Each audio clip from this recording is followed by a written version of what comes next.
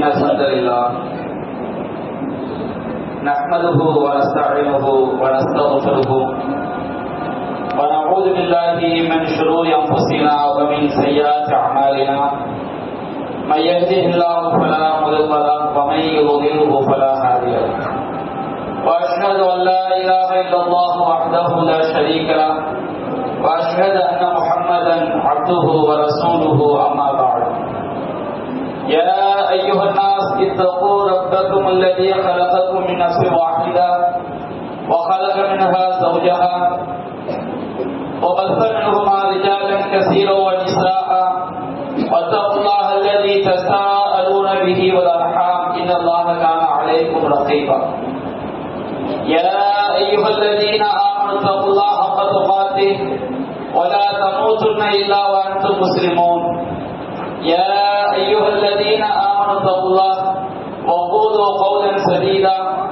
يصلح لكم أعمالكم ويغفر لكم ذنوبكم ومن يطع الله ورسوله فقد فاز فوزا عظيما إن أصدق الحديث كتاب الله وخير الهدي هدي محمد وشر الأمور محدثاتها وكل محدثة بدعة وكل بدعة ضلالة وكل ضلالة في النار. அளவிலா அருளாளனும் நிகரிலா பேரன்புடையவனுமாகிய எல்லா வல்ல அல்லாஹ்வின் திருப்பெயரால் ஆரம்பம் செய்கிறேன்.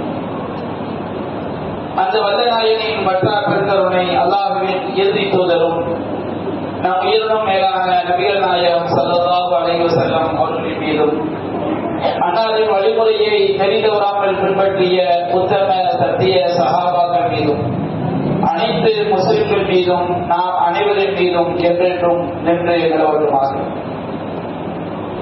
அன்பிற்குரிய பெரியோர்களே, தாய்மார்களே, சகோதர சகோதரிகளே, அல்லாஹ்வுடைய மாபெரும் கிருபையினால் அல்லாஹ்வை நம்பிக்கை கொண்ட நாம் அல்லாஹ்வும் அல்லாஹ்வுடைய தூதரும் சொன்ன அடிப்படையில் வாழ்ந்து இம்மையிலும் மறுமையிலும் வெற்றி பெற வேண்டும் என்ற நன்னோக்கத்திலே நாம் வாழ்ந்து வருகின்றோம். அல்லாஹ் ரப்பல் ஆலமீன் சூரத்து ஜுமர் என்ற அத்தியாயத்திலே 54வது வசனத்திலே அல்லாஹ் கூறுகின்றான், வஅனீபு இலா ரப்பிக்கும் வஅஸ்லிமு லஹு. மக்களே, உங்கள் இறைவனை நோக்கி நீங்கள் திரும்பி அவனுக்கு நீங்கள் அடிபணிந்து வாழுங்கள். அல்லாஹ்வை நோக்கி திரும்புவது என்று சொன்னால் அல்லாஹ்வுடைய மார்க்கத்தை நாம் படித்து அல்லாஹ்வும் அல்லாஹ்வுடைய தூதரும் சொன்ன அடிப்படையில் நம்முடைய வாழ்வை நாம் அமைத்துக் கொள்வதுதான் அல்லாஹ்வை நோக்கி திரும்பி அவனுக்கு நாம் அடிபணிதல். மின் கவ்லி அன் அதாப், உங்களுக்கு வேதனை வந்தடையும் முன்னர் நீங்கள் அல்லாஹ்வை நோக்கி திரும்பி அவனுக்கு அடிபணிந்து வாழுங்கள். அவ்வாறு வேதனை வந்துவிட்டால் சும்மலா யுன்சரூன் சும்மலா துன்சரூன், உங்களுக்கு எந்த உதவியும் கிடைக்காது என்று அல்லாஹ் ரப்பல் ஆலமீன் திருமறை குர்ஆனிலே குறிப்பிடுகின்றார்.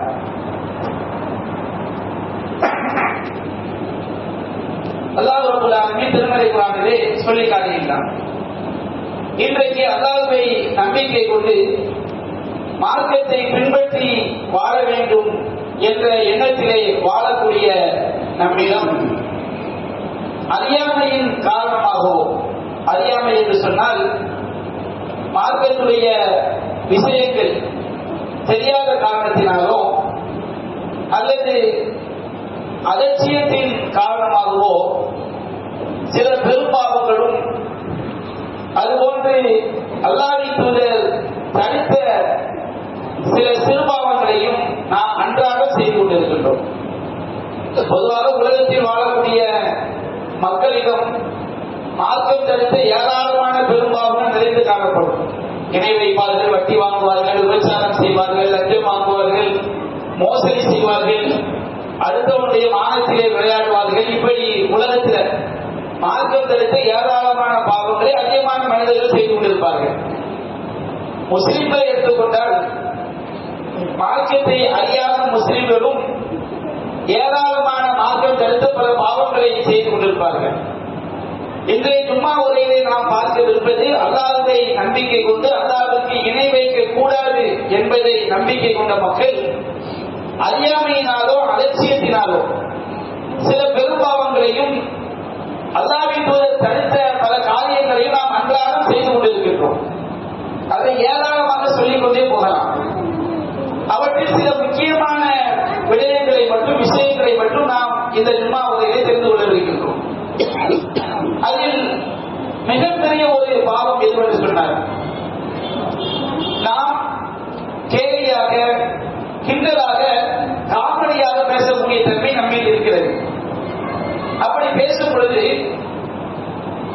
அல்லாஹ்வுடைய வசனங்களையும் இறை தூதருடைய போதனைகளையும் வைத்து கேலி கிண்டல் செய்வது என்பது அது மிகப்பெரிய பாவம் என்பது அதிகமான ஏகத்துவவாதிகள் நாம் உணராமல் இருக்கின்றோம். அது எந்த அளவுக்கு மிகப்பெரிய பாவம் என்று சொன்னால் இஸ்லாத்தை விட்டு வெளியேற்றக்கூடிய மிக பயங்கரமான ஒரு பாவம். நபிகள் நாயகம் ஸல்லல்லாஹு அலைஹி வஸல்லம் காலகட்டத்திலே முனாஃபிகீன்கள் தனியாக கூடி இருக்கும் பொழுது திருமறை குர்ஆனுடைய வசனங்களை வைத்து அல்லாஹ்வின் தூதருடைய போதனைகளை தங்களுக்குள் கேலியாகவும் கிண்டலாகவும் பேசிக் கொள்வார்கள். இதை பற்றி அல்லாஹ் ரப்பல் ஆலமீன் 9வது அத்தியாயம் 65வது வசனத்திலே அல்லாஹ் கூறுகிறார், வலையில் சலத்தவும் நபி அந்த முனாஃபிகீன்களிடம் சென்று அல்லாஹ்வுடைய வசனத்தை வைத்து நீங்கள் கேலி செய்கிறீர்களே, இறை தூதருடைய போதனைகளை கேலி செய்கிறீர்களே, இதற்குரிய காரணம் என்னவென்று கேட்டால் அவர்கள் கூறுவார்கள், இன்னமா குன்னா நஹூது வ நலஅப், நாங்கள் வேடிக்கையாகவும் விளையாட்டாகவும் பொழுதுபோக்காகவும் நாங்கள் அவ்வாறு செய்தோம். நாங்கள் சொல்ற மாதிரி ஒரு காமெடிக்காக டைம் பாஸுக்காக நாங்கள் இவ்வாறு செய்தோம் என்று அந்த முனாஃபிகீன்கள் பதில் சொன்னார்கள். அப்போது அல்லாஹ் நபிகள் நாயகத்தின் மூலமாக கேட்க சொல்கிறார், நபியர்கள் குல், நீங்கள் கேளுங்கள், பில்லாஹி வ பிஆயாத்திஹி வ ரசூலிஹி குன்தும் தஸ்தஹ்சிஊன், அல்லாஹ்வை கொண்டும் அல்லாஹ்வுடைய வசனங்களை கொண்டும் அவருடைய தூதரை கொண்டுமா நீங்கள் பரிகாசம் செய்து கொண்டிருக்கிறீர்கள்? நீங்கள் இந்த அல்லாஹ்வையும் அல்லாஹ்வுடைய வசனங்களையும் அல்லாஹ்வுடைய தூதரையுமா நீங்கள் கேலி போட்டாக்கிறீர்கள்? லா தஅததிரு, நீங்கள் எந்த காரணமும் நீங்கள் சொல்லாதீர்கள்.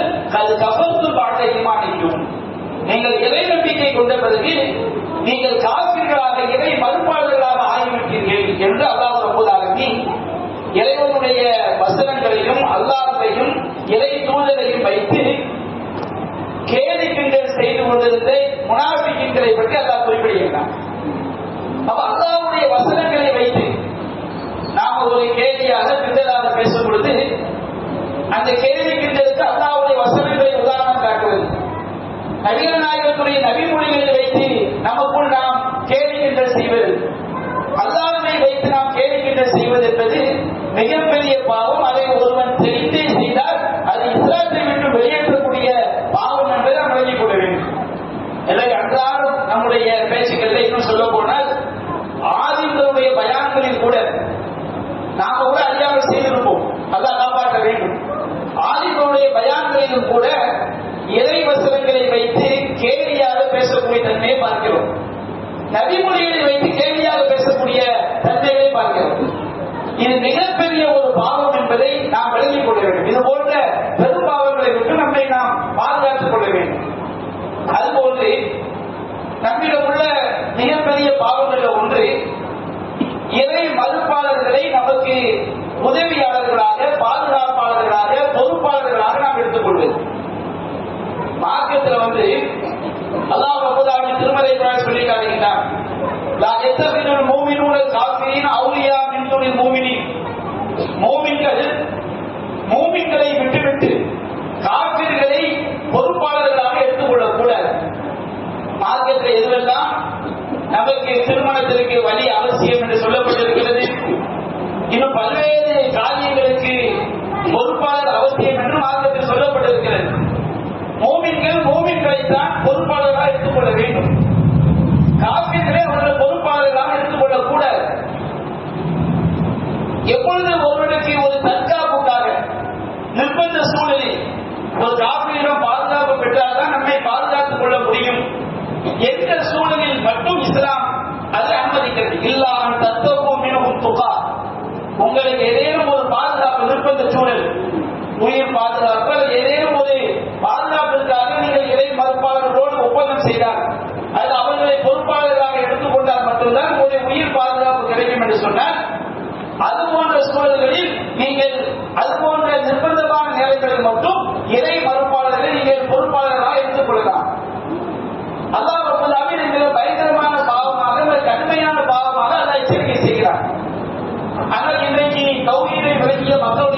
என்ன? எவர்கள் இறை மறுப்பாளர்கள் என்று 100% தெரியுமோ, ஒரு அரசியல் கட்சியுடைய தலைவராக இருக்கலாம் அல்லது வேறு ஏதாவது ஒரு பொறுப்பில் இருக்கலாம், இவர்கள் தான் நம்மை பாதுகாக்கக்கூடியவர்களை போன்று, இவர்கள் தான் நம்முடைய உயிருக்கு பாதுகாப்பு என்பதை போன்று அவர்களை தங்களுடைய பாதுகாவலர்களாக, நேசர்களாக ஈமான் கொண்ட பிறகு அவர்களுக்காக இவர்கள் சண்டையிட்டுக் கொள்ளக்கூடியவா என்பதை பார்க்கிறோம். மிகப்பெரிய ஒரு அறியாமையில் அதிகமான மக்கள் மூழ்கி இருக்கிறார்கள். எவனால் ஒரு கூட்டாளி புதிதாக கட்சி தொடங்குவான், அவனை வைத்துக் கொண்டு இவன் வந்துவிட்டால் இது அழிந்து விடுமா, அவன் வந்துவிட்டால் இது போய்விடுமா என்று ஏதோ அவர்கள் தான் நம்மை பாதுகாக்கக்கூடியவரை போன்று, அவர்கள் இல்லாவிட்டால் முஸ்லிம்களுக்கு யாரும் பாதுகாப்பு இல்லை என்பதை போன்று ஈமான்தாரிகள் தன்னுடைய முகமின்கள் தங்களுக்கு மத்திய எத்தகைய நேசத்தை காட்ட வேண்டும், எத்தகைய அன்போடு இருக்க வேண்டும்.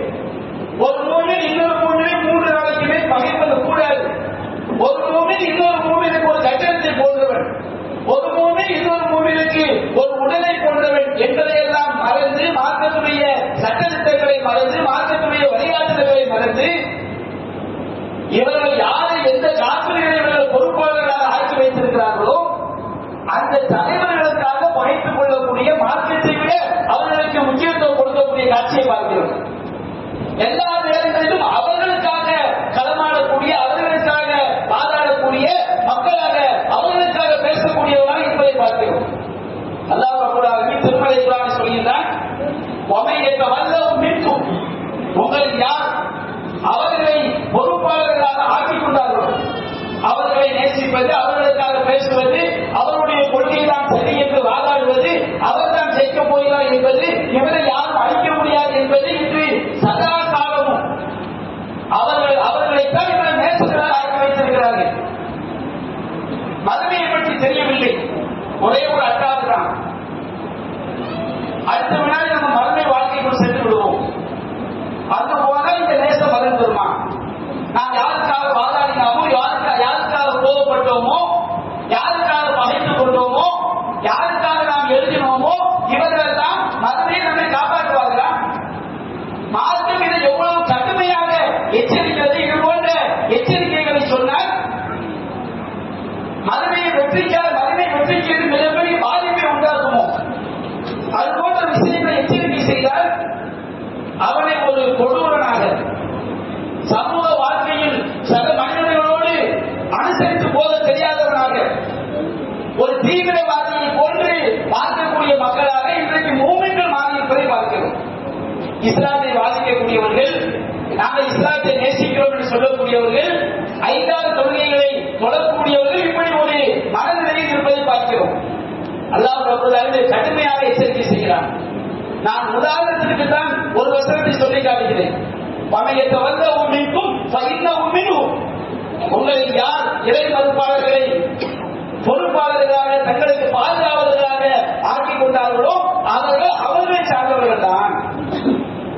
நபிகள் நாயகம் ஸல்லல்லாஹு அலைஹி சொன்னார்கள், மன் தஷப்பஹ பிகௌமின் ஃபஹுவ மின்ஹும், யார் ஒரு சமுதாயத்திற்கு ஒப்பாக நடக்கிறானோ அவன் அவர்களை சார்ந்தவன் தான்.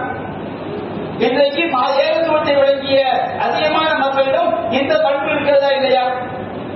பிற சமுதாய மக்கள் தங்களுக்குரிய ஆடை கலாச்சாரம் மத அடிப்படையிலான ஆடை என்று எதை உடுத்துகிறார்களோ, மத அடிப்படையிலான செயல் என்று எதை செய்கிறார்களோ, மார்க்கத்துக்கு மாற்றமான செயல்கள் என்று எதையெல்லாம் செய்கிறார்களோ, மார்க்கத்துக்கு மாற்றமான தோற்றங்களை அவர்கள் எதையெல்லாம் தன்னுடைய மத அனுஷ்டானங்களை அடிப்படையில் கடைபிடிக்கிறார்களோ அதை நாம் அவர்களுக்கு ஒப்பாக நடந்தார். அவருடைய பண்டிகைகளை நாம் கொண்டாடினார். அவர்கள் தன்னுடைய மார்க்கத்திற்கு மாற்றமான பண்டிகைகளை கொண்டாடுவதற்கு நாம் உதவியாக இருந்தார். நபிகள் நாயகம் ஸல்லல்லாஹு அலைஹி சொல்கிறார்கள், மன் தஷப்பஹ பிகௌமின் ஃபஹுவ மின்ஹும், யார் பிற சமுதாயத்திற்கு ஒப்பாக நடக்கிறானோ, எனக்கு துனியா தான் பெருசு, உலகம் தான் பெருசு, நான் இப்படி இருந்தால்தான் என்னுடைய வாழ்க்கையை நடத்த முடியும் என்று பாவமான காரியங்களை உதவி செய்து, பாவமான காரியங்களுக்கு வாழ்த்து சொல்லி, பாவமான காரியங்களில் பங்கேற்கிறானோ அவன் அவர்களை சார்ந்தவன் தான் என்று நபிகள் நாயகம் ஸல்லல்லாஹு அலைஹி வஸல்லம் அவர்கள் மிக கடுமையாக நமக்கு எச்சரிக்கை செய்கிறார்கள். அதுபோன்று நாம் எல்லோருமே செய்யக்கூடிய, அல்லாஹ் காப்பாற்ற வேண்டும், நம்முடைய உள்ளத்தை அது போன்ற பாவங்களை விட்டு வெறுக்கக்கூடிய உள்ளமாக அல்லாஹ் மாற்ற வேண்டும். அல்லாஹ்விடம் நாம் அதிகம் சரணடைய வேண்டும். நாம் எல்லோருமே செய்யக்கூடிய அதிகமானவர்கள் செய்யக்கூடிய மிகப்பெரிய ஹராமான விஷயங்கள் ஒன்று இசை பாடல்களை கேட்டு ரசிப்பது. மார்க்கத்தில் கவிதையை ரசிப்பது ஒரு மனிதர் தனிப்பட்ட முறையில் கூட்டாக இல்லாமல் கவிதையை ஒருவர் படிக்கிறார், ஒரு பாடலை ஒருவர் படிக்கிறார், அதை ரசிப்பது மார்க்கத்தில் தடை செய்யப்பட்டது அல்ல. கூட்டாக சேர்ந்து பாடல்களை படிப்பது, இசை கல்வியோடு பாடல்களை படிப்பது, அது ஒரு வணக்கமாக கருதுவது, அதை ஒரு புனிதமாக நினைப்பது, இது இஸ்லாம் தடுத்த ஒன்று. நபிகள் நாயகம் ஸல்லல்லாஹு அலைஹி வஸல்லம் சொன்னார்கள், எத்தகைய ஜௌஃப அகதிக்கும் கைகள் கைருள்ளவும் எத்தகைய செயலும். உங்களில் ஒருவருடைய உள்ளம் கவிதைகளால் நிரம்பி இருப்பதை விட, கேடு கெட்ட கவிதைகளால் நிரம்பி இருப்பதை விட சீர் ஸ்தலத்தால் நிரம்பி இருப்பது சிறந்தது சொன்னாங்க. அல்லாஹ் காப்பாற்றணும். இன்னைக்கு நம்ம குர்ஆன் வசனங்கள் தெரியுமோ தெரியாதோ, ஹதீஸ்கள் உள்ளத்துல இருக்குமோ தெரியுமோ தெரியாதோ, ஆனா அதிகமானவர்களுக்கு சினிமா பாடல்கள், கேடு கெட்ட பாடல்களில் நம்முடைய உள்ளங்களில் நிறைந்திருப்பதை பார்க்கிறோம். அல்லாஹ் காப்பாற்ற வேண்டும். நபிகள் நாயகம் ஸல்லல்லாஹு அலைஹி வஸல்லம் சொன்னார்கள், பையத்திலே பதிவு செய்யப்பட்டிருக்கிறது, யகூனன் உம்மத்தி ஃபீ உம்மத்தி அக்வாமுன், என்னுடைய உம்மத்திலே பல கூட்டங்கள் தோன்றுவார்கள். அந்த கூட்டங்கள் என்ன செய்வார்கள்? யஸ்தஹிதுனல் ஹஸ்ஸ வல் ஹரீர வல் ஹம்ர வல் மஆசிம், அவர்கள் விபச்சாரத்தையும் பட்டாடையையும் மதுவையும் இசை கல்விகளையும் ஹலால் என்று ஆக்குவார்கள். நபிகள் நாயகம் ஸல்லல்லாஹு அலைஹி வஸல்லம் அவர்கள் இசை கல்விகளை ஏதோ ஒப்பாக்கி சொல்கிறார்கள். விபச்சாரத்தோடும் பட்டாடையோடும் மதுவோடும் இசை கல்விகளை இஸ்லாம் ஒப்பாக்கி சொல்கிறது. நபிகள் நாயகம் ஸல்லல்லாஹு அலைஹி வஸல்லம் காலகட்டத்தில் பெருநாள் தினத்தில்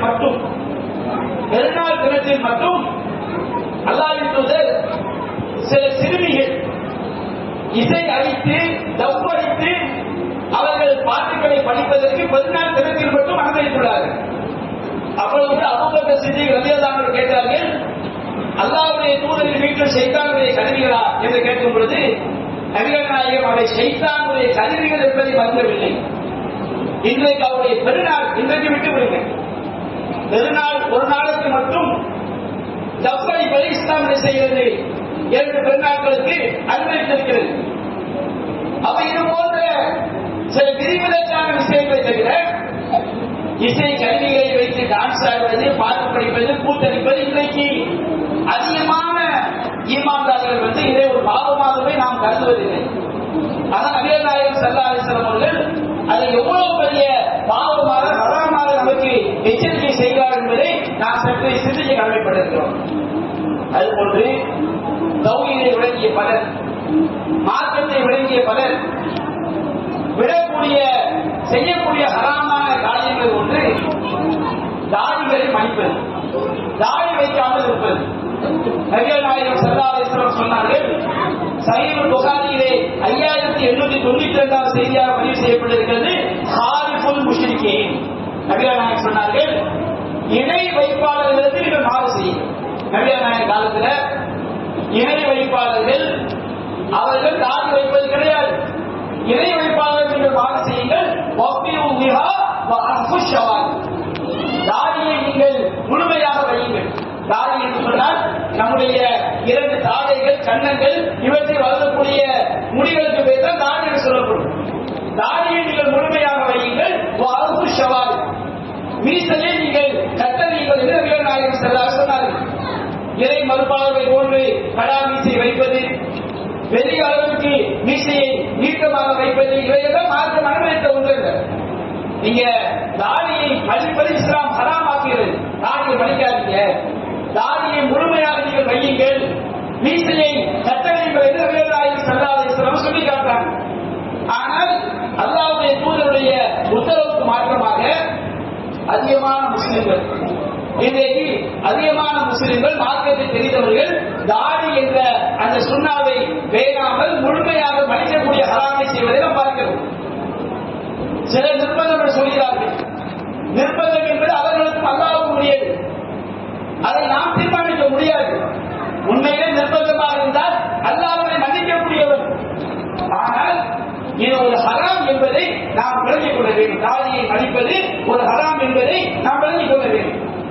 அதே போன்று மார்க்கத்தை தெரிந்த சில ஆண்கள் செய்கிறார்கள், தங்க நகைகளை அணிவதை பார்க்கிறோம். தங்க மோதிரம் போடுறது, தங்க செயினை போட்டுக்கொண்டு அணிவது, போட்டுக்கொண்டு அலைவது, இது அவர்களுக்கு தெரியும். இஸ்லாம் தடுத்தது என்று தெரியும்.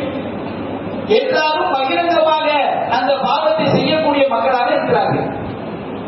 நபிகள் நாயகம் ஸல்லல்லாஹு அலைஹி வஸல்லம் அவருடைய காலத்திலே சஹீஹ் முஸ்லிமில் பதிவு செய்யப்பட்டிருக்கிறது. அல்லாஹ்வின் தூதர் ஒரு மனிதரை பார்க்கிறார்கள். அவருடைய கையில் ஒரு தங்க மோதிரத்தை மாட்டியிருக்கிறார். நபிகள் நாயகம் ஸல்லல்லாஹு அலைஹி வஸல்லம் அவர்கள் தங்க மோதிரத்தை கலட்டி அதை வீசி எறிகிறார்கள்.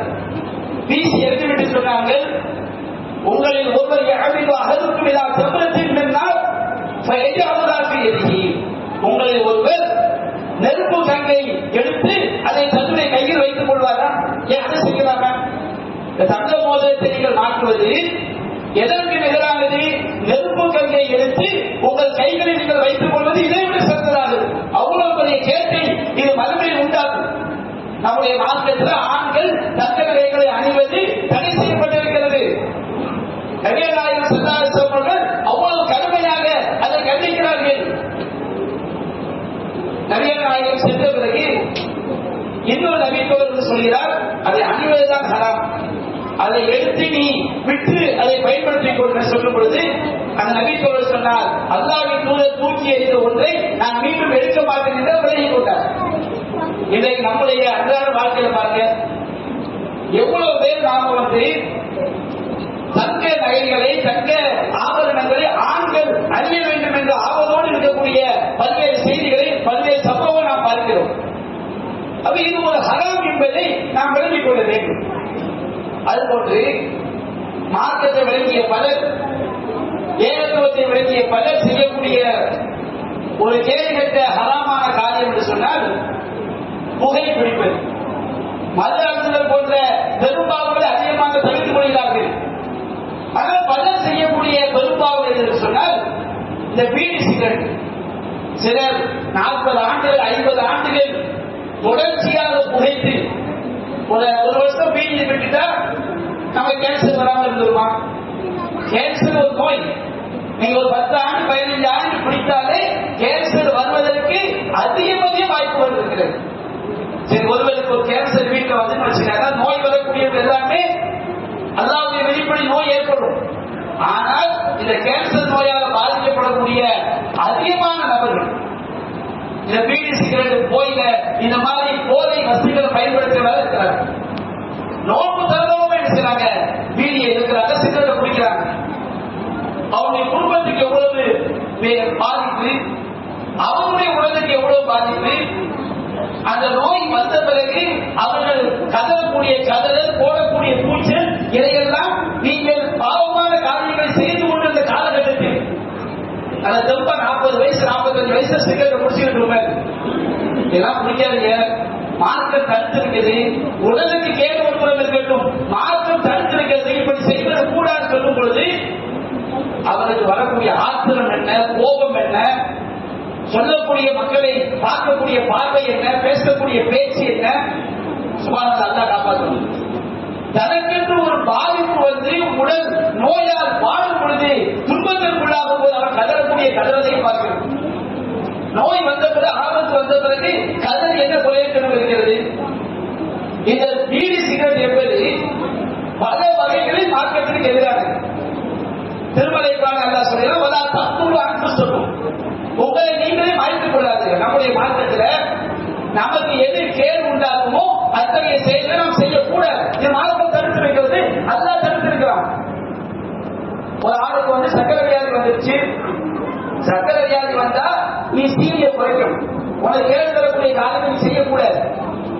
உனக்கு ரத்த கொதிப்பு வந்து விட்டால் நீ உப்பு போடாம சாப்பிட வேண்டும். உனக்கு கேடு தரக்கூடிய உப்பு போட்டு சாப்பிட்டா உனக்கு கேடு. உங்கள் கைகளை நீங்களே நாசத்தின் பக்கம் போடாதீர்கள் என்று அல்லாஹ் சொல்லி காட்டுகிறார். அப்ப இது நமக்கு நாமே கேடு உண்டாக்கக்கூடிய காரியம் இந்த பீடி சிகரெட் என்பது. அது மட்டுமல்ல, நபிகள் நாயகம் சொன்னார்கள், மன் கதர நஃப்ஸஹு பிஷைஇன் உத்திப பிஹி யௌமல் கியாமா, எவன் ஒருவன் ஏதாவது ஒன்றை கொண்டு தன்னையே மாய்த்துக் கொள்கிறான். அவன் அதன் மூலமாக வறுமையை வேலை செய்யப்படுவான். இந்த பீடி சிகரெட் குடிக்கக்கூடிய ஆட்கள் அல்லாஹ் தௌபா செஞ்சு அல்லாஹ் மன்னிக்கக்கூடியவன்.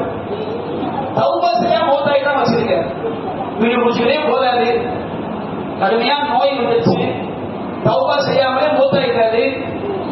இவன் நபியா சொல்றாங்க, நீ ஒரு பாவமான காரியத்தை செய்து உன்னையே மாய்த்துக் கொள்ளக்கூடிய காரியத்தை நீ செய்து அதன் காரணமாகவே நீ மரணித்தால் மறுமை நல்ல ஒரு கதாட்டம் வேலை செய்யப்படும். தற்கொலைக்கு எதிரான செய்தியாகவும் இருக்கிறது. நம்மை நாமே மாய்த்துக் கொள்ளக்கூடாது, நமக்கு கேட்டு தரக்கூடிய காரியங்களை செய்யக்கூடாது என்பதற்கு எதிராக நபிமொழி இருப்பதை பார்க்கிறோம். அடுத்து நபிகள் நாயகம் ஸல்லல்லாஹு அலைஹி வஸல்லம் திருமலை சொல்லி காட்டுகிறார், குலு வஷ்ரபு, நீங்கள் சாப்பிடுங்க, பருகுங்க. அல்லாஹ் ஹலாலான எல்லா உணவையும் நம்ம சாப்பிடலாம், அல்லாஹ் ஹலாலான எல்லா பாகங்களையும் நாம் குடிக்கலாம்.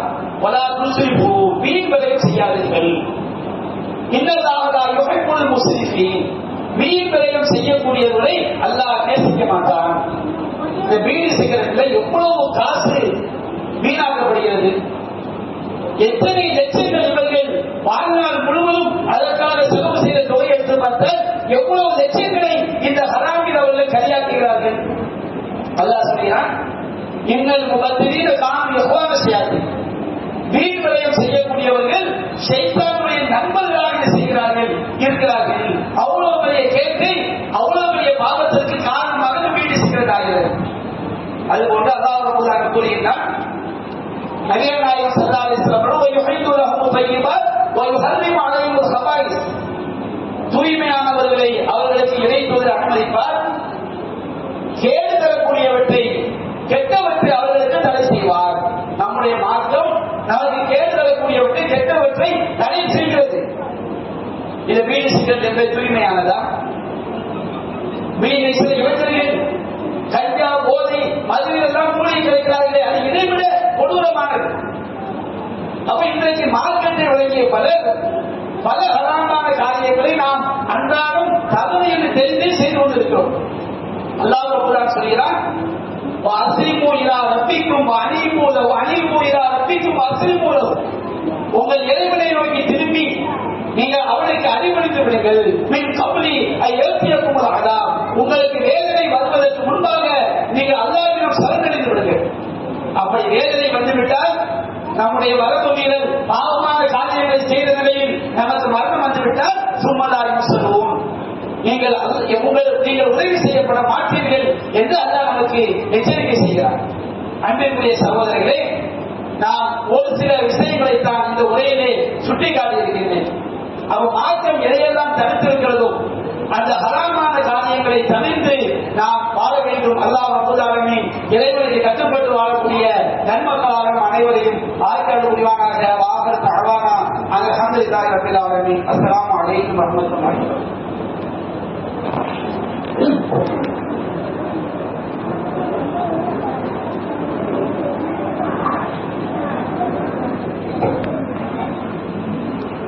அல்ஹம்துலில்லாஹி ரப்பில் ஆலமீன். அன்பிற்குரிய சகோதரர்களே, நமக்கு மத்தியிலே அல்லாஹ்வின் தூதர் தடை செய்த பல காரியங்களை நாம் அறியாமையின் காரணமாகவோ அல்லது அதர்ச்சியத்தினாகவோ செய்து கொண்டிருக்கிறோம். அப்படிப்பட்ட சில காரியங்களை நான் ஹதீஸ்களில் ஒவ்வொன்றுக்கும் ஆதாரம் இருக்கிறது, நான் சுருக்கமாக சொல்லி காட்டுகிறேன். அதுல ஒரு விஷயம் என்னவென்று சொன்னால், மார்க்கம் தெரிந்த பல பெண்களிலும் ஒட்டுமுடி வைக்கக்கூடிய கலாச்சாரம் இருக்கிறது. இந்த ஒட்டுமுடி என்பது நபிகள் நாயகம் ஸல்லல்லாஹு அலைஹி வஸல்லம் அவர்கள் சபித்த ஒரு காரியம், மார்க்கம் தடுத்த ஒரு காரியம். ஒட்டுமுடி வைப்பது, புருவ மயிர்களை மடிப்பது, பற்களுக்கு மத்தியிலே இடைவெளி ஏற்படுத்துவது, இவையெல்லாம் மார்க்கம் தடுத்த காரியங்கள். இவற்றை பலரும் இவை ஹராம் என்று தெரியாமலேயே செய்து கொண்டிருப்பதை பார்க்கிறோம். அதுபோன்று நபிகள் நாயகம் ஸல்லல்லாஹு அலைஹி வஸல்லம் அவர்கள் நம்மை நாம் அலங்கரித்துக் கொள்வது மார்க்கத்தில் அனுமதிக்கப்பட்டு, எல்லாம் தூய்மையா இருக்கும், அலங்காரமாக இருக்க வேண்டும், நம்மை நாம் அலங்கரித்துக் கொள்வது மார்க்கத்தில் இருக்கு. அதே நேரத்தில் எந்நேரமும் எல்லா நேரத்திலும் அலங்காரத்துக்கு மட்டுமே முக்கியத்துவம் கொடுத்து கொண்டே இருப்பது, எப்போதும் செய்வது கண்ணாடியை பார்த்துக்கிட்டே இருக்கிறது, தலை சீவி கொண்டே இருப்பது, பவுடர் பூசிக்கொண்டே இருப்பது, எனி டைம் என்ன செய்வது. எல்லா நாள் நபிகள் நாயகம் ஸல்லல்லாஹு அலைஹி சொல்கிறார்கள், அல்லாஹ்வின் தூதர் நபி ரசூலுல்லாஹி ஸல்லல்லாஹு அலைஹி வஸல்லம் ஐயம்தஷித அஹதுனா குல்லையும், நாள் முழுவதும் எப்பொழுது பார்த்தாலும் தலை சீவிக்கிட்டே இருக்கிறது, பவுடர் போட்டுக்கிட்டே இருக்கிறது, தன்னுடைய ஆளை கசக்கிட்டே பார்த்துக்கிட்டே இருக்கிறது. இந்த மாதிரி அதை மட்டுமே கவனம் செலுத்தி அதை மட்டுமே தன்னுடைய வாழ்க்கையாக கொண்டு செல்லக்கூடிய ஆண்கள் பெண்கள், இதை இஸ்லாம் கருத்து. அப்படி இருக்கக்கூடாது. அதுக்காக நாம் அலங்கரித்துக் கொள்ளக்கூடாது என்று விளங்கிக் கொள்ளக்கூடாது. அதுக்கான ஆடை அணிய வேண்டும் என்று விளங்கிக் கொள்ளக்கூடாது. எனி டைம் அதிலேயே மூலிகை கிடப்பது, அலங்காரத்துக்கு மட்டுமே முக்கியத்துவம் கொடுப்பது, இதை இஸ்லாம் என்ன செய்ய நபிகள் நாயகம் ஸல்லல்லாஹு அலைஹி வஸல்லம் தடுத்திருக்கிறார். அப்படி நாம் ஏதாவது குடிக்கும் பொழுது பாத்திரத்திற்குள் மூச்சு விட்டு குடிப்பதை இஸ்லாம் தடுத்திருக்கிறது. பள்ளிவாசலுக்கு நாம் வரும்போது பச்சை வெங்காயம், பச்சை பூண்டு, துர்வாடை வரக்கூடிய பொருட்களை சாப்பிட்டு விட்டு பள்ளிக்குள் வருவதை இஸ்லாம் தடுத்திருக்கிறது. ஆனால் இன்றைக்கு நாம் பலரும் அறியாமையினால அது அலட்சியத்தினால நாம பச்சை வெங்காயத்தை சாப்பிட்டு பச்சை பூண்டுகளை சாப்பிட்டு விட்டு வாயில துர்வாடை தரக்கூடிய பொருட்களை சாப்பிட்டு விட்டு அந்த வாசத்தோடு பள்ளிக்கு தொழுகையில் வந்து கலந்து கொள்ளக்கூடிய சூழலை பார்க்கிறோம். நாம ரொம்ப அலட்சியமாக இருக்கிறோம். மார்க்கம் இதை தடுத்திருக்கின்றது. அதே போன்று தேவை இல்லாமல் நின்று கொண்டு குடிப்பது இஸ்லாம் தடுக்கு. ஒரு கடை வீதிக்கு போனோம், எந்த பெஞ்சும் இல்லை, நின்று குடிக்க வேண்டிய சுதந்திர கொண்டு குடித்தா தப்பு கிடையாது. அதை உட்கார்ந்து குடிப்பதற்கு வாய்ப்பு இருக்கும், சூழல் இருக்கும். அந்த மாதிரி சூழலை செய்வார்கள், நின்று கொண்டு குடிப்பார்கள். இது இஸ்லாம் தடுத்தது. அதிகமாக மார்க்கம் தெரிந்த பலரும் நாம் அதை உட்கார்ந்து குடிக்கக்கூடிய சூழல் இருந்தும் நின்று கொண்டு குடிக்கிறோம். அதை கருத்துல உட்கார்ந்து குடிக்கக்கூடிய சூழல் இல்லை என்றால் நின்று கொண்டு குடிக்கலாம், அது தவறில்லை. ஆனால் உட்கார்ந்து குடிக்கக்கூடிய சூழல் இருக்கும் பொழுது நின்று கொண்டு குடிப்பதை நபிகள் நாயகம் ஸல்லல்லாஹு அலைஹி வஸல்லம் செஞ்சிருக்கிறாங்க, தடுத்திருக்கிறாங்க. அதே போன்று இடது கையால் சாப்பிடுவது குடிப்பது, இது அலட்சியத்தினாக சிலர் செய்வாங்க. இடது கையால் சாப்பிடுவது, இடது கையால் குடிக்கிறது, இது போன்ற பாவங்களை செய்வதை பார்க்கிறோம். அது போன்று ரெண்டு பேர் சேர்ந்து சாப்பிடுறோம், ஏதாவது ஒரு பேச்சம்பழம், ஒரு சுண்டல், பல பேர் சேர்ந்து சாப்பிடும் போது ஒரு ஆள் மொத்தமா இருக்கிறத இஸ்லாம் தடுக்கு. ரெண்டு பேர் சேர்ந்து சாப்பிடுறோம் வச்சுக்கிருக்க, அவர் நீங்க எடுத்து சாப்பிட்டு அனுமதி கொடுக்குற அங்கே சாப்பிட்டுக்கலாம். முன்னாடி இருக்கிறாங்க அனுமதி கொடுக்கல, அவரே முடிக்கிறார். கொஞ்சம் சிக்கன் 65 வாங்கி வச்சு ரெண்டு பேர் சாப்பிடுறோம் வச்சுக்கிருக்க, எந்த சுண்ணத்து என்ன? நமக்கு முன்னாடி இருக்கிற ஆளு சாப்பிடுங்க பாய் அப்படின்னு சொல்லிட்டு நம்ம சாப்பிட்டுக்கலாம். அவர் எதுவுமே சொல்லாம அமைதியா இருக்காரு, நாம எதுவுமே சொல்லாம இருக்கிறோம். அப்ப அவர் ஒண்ணு எடுத்தா நாம ஒண்ணு. இதை இஸ்லாம் சொல்லக்கூடிய சொன்னது. ஒரு பேச்சம்பழம் இருக்குது, ரெண்டு பேர் மூணு பேர் சேர்ந்து சாப்பிடுறோம். அப்ப அவங்க அனுமதி கொடுத்தா மட்டும்தான் நாம அதிகமா எடுக்கலாம். இல்லைன்னா ஆளுக்கா ஒண்ணு ஒண்ணு இப்படிதான் செய்யணும். 3 பேர் இருந்தா 3 பேர் ஒண்ணு, திரும்ப அடுத்த ரவுண்டு 3 பேர் ஒண்ணு, திரும்ப அடுத்த ரவுண்டு 3 பேர் ஒண்ணு, இப்படிதான் எடுக்க வேண்டுமே தவிர அதிகப்படியாக என்பது நபிகள் நாயகம் ஸல்லல்லாஹு அலைஹி வஸல்லம் செஞ்சிருக்கிறாங்க, தடுத்திருக்கிறாங்க. அது மாதிரி ஒரு சபையில உட்கார்ந்துட்டோம், ஒருவர் உட்கார்ந்தவரை எழுப்பி இன்னொரு இடத்துக்கு போக சொல்லிட்டு அந்த இடத்தில் அமர்வதை இஸ்லாம் தடுக்கு. நம்ம பலர்கள் செய்யறோம், இந்த மாதிரி மார்க்கம் தடுக்கிறது என்பதை தெரியாமல் அது போன்ற பாவங்களை செய்கிறோம்.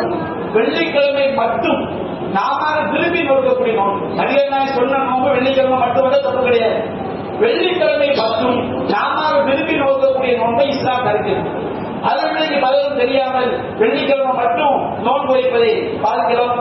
அதுபோன்று ஒருத்தருக்கு பெண் பேசிக் கொண்டிருக்கும் போது அந்த பெண்ணு நாம போய் பேசுறது, அவங்க பேசி முடிச்சப்பதே கேட்கலாம். ஒருவருக்கு ஒரு பெண்ணை பேசிக் கொண்டிருப்பாங்க, பெண்ணுக்கு ஒரு மாப்பிளையை பேசிக்கிட்டு இருப்பாங்க.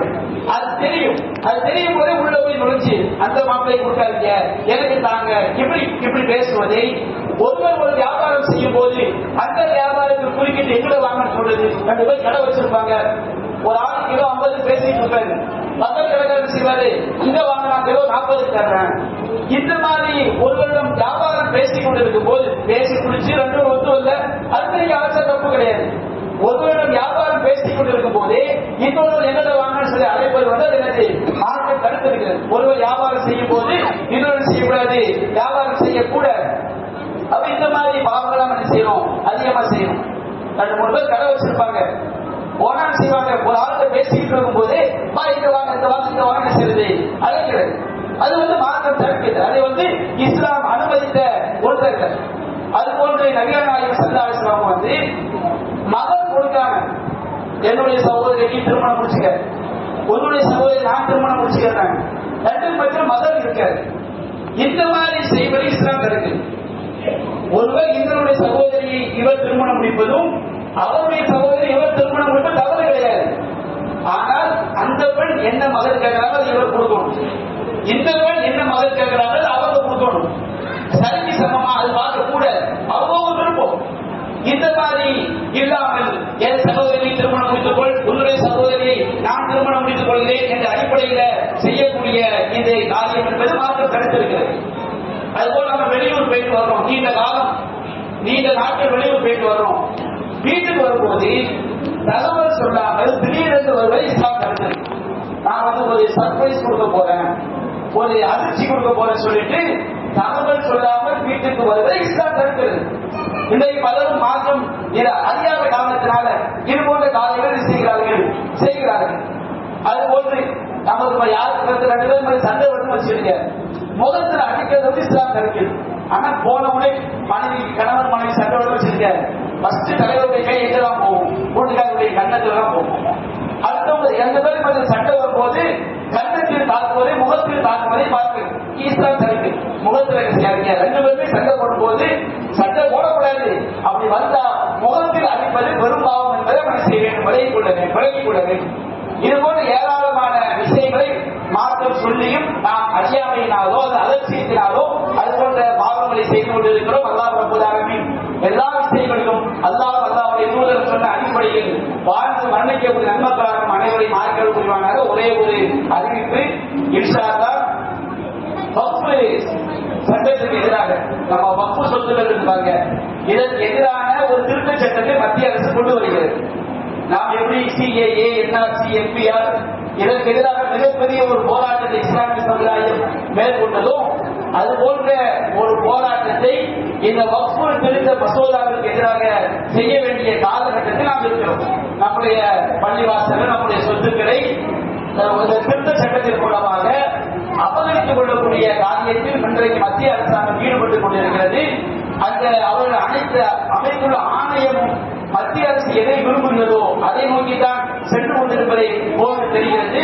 எனவே இந்த வக்ஃப் திருத்த மசோதாவை கண்டித்து தமிழகம் முழுவதும் எல்லா மாவட்டங்களிலும் மிகப்பெரிய கண்டன ஆர்ப்பாட்டத்தை நம்முடைய ஜமாத் அறிவித்திருக்கிறது.